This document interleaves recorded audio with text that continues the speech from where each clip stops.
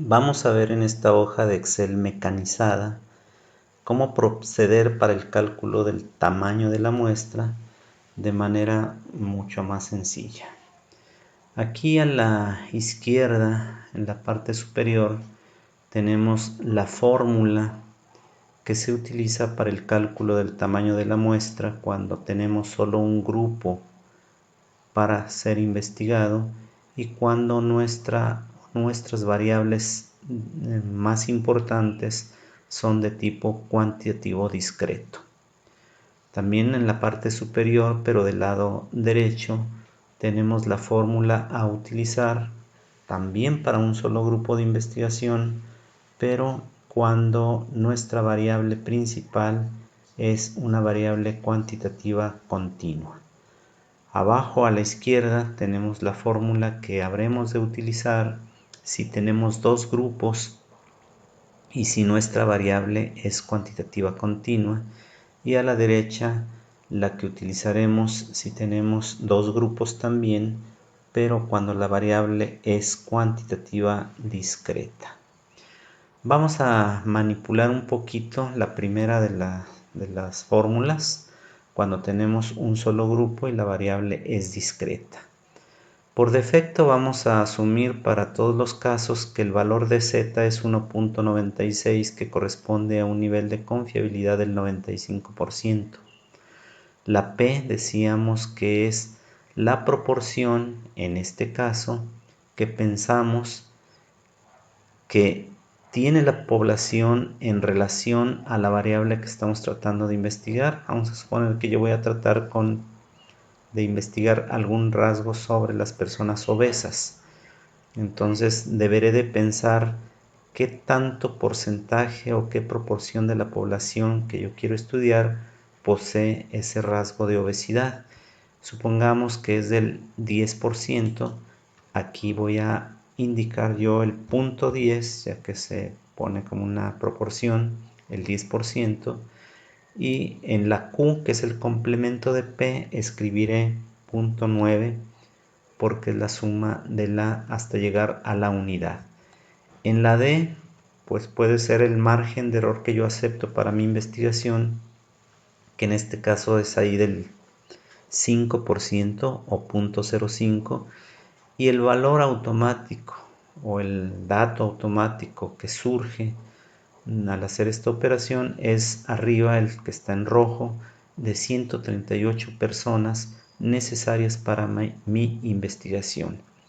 Es necesario mencionar que si yo pongo aquí un mayor margen de error, que yo pueda admitir un mayor margen de error, es decir, que mi investigación sea mucho más laxa, por ejemplo de 0.08, entonces tendré otro número de sujetos necesarios para la investigación, y ahí está, solamente ocuparía 54. Si lo dejo en un menor margen de error, por ejemplo 0.03, entonces requeriré 384. Me paso a la siguiente fórmula, que es para también un grupo, pero en una variable cuantitativa continua. Aquí vamos a hablar de variabilidad del rasgo que estamos investigando y que es posible en la población que vamos a investigar. Supongamos que estamos hablando de pesos y centavos, pues podemos hablar que la desviación estándar en las diferencias de salarios que supuestamente estamos investigando, pues no va más allá de, digamos, 20 pesos.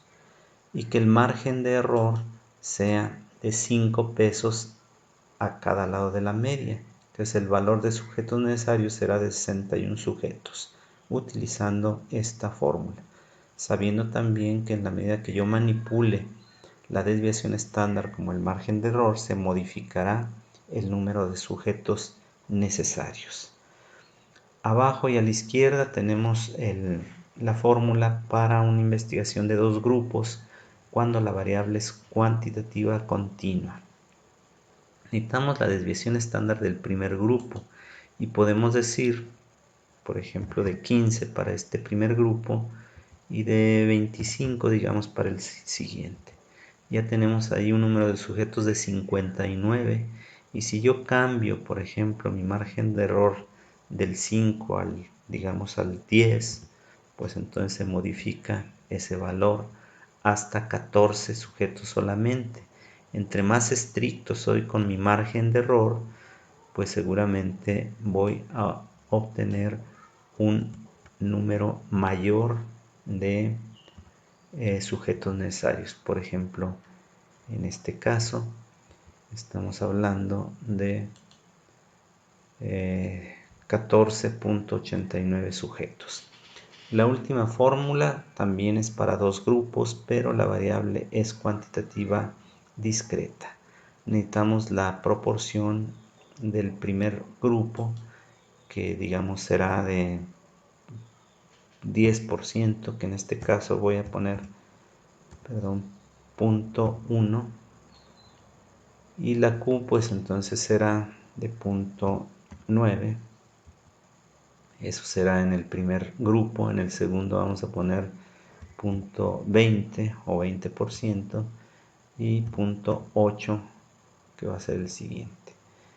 Son 79 sujetos, y otra vez si manipulo el margen de error, en vez de ponerle 0.08 le pongo 0.05, pues voy a tener otra cantidad de sujetos, que en este caso es de 202.29 y redondeando 202.